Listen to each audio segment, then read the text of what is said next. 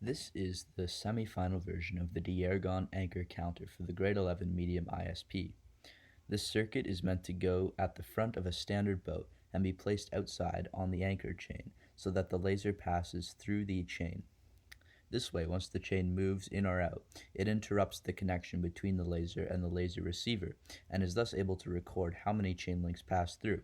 From there, with some simple math and the length of one chain link, the final footage can be found and is displayed on the Matrix Made Easy PCB.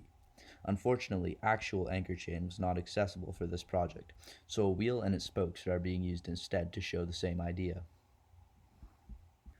There are three key sections of this circuit that make up the overall project: the input, processing, and output sections. The input section is the largest part of the circuit and is made up of the laser receiver module, and the two up-down buttons, which tell the circuit whether to count up or down based on whether the anchor chain is going in or out. The processing section of this project is simply the Arduino Uno, and it is what connects the input and output sections.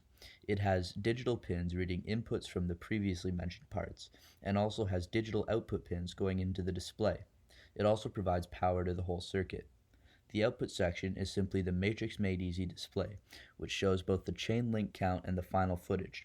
For aesthetic and functional purposes, a 3D printed case was designed, but due to a backup with the DES 3D printers, it is currently in the printing process now.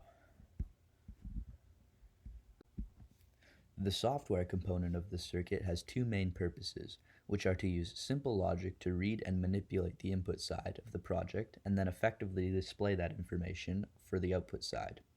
For the input reading side of the code, it defines three digital pins and sets them to input. These three pins are for the laser receiver module and the two buttons. After that, they are given separate definitions for the digital reading of them. At this point, if statements are used to manipulate the circuit into pursuing a desired outcome. This is where the output side comes into play. If both buttons are not pushed and no anchor has gone through yet, a message telling the user to press up or down to begin is scrolled across. If one of the buttons are pressed, the count goes up or down once for every interruption, and then when the button is released, it shows the final count with a scrolling across message.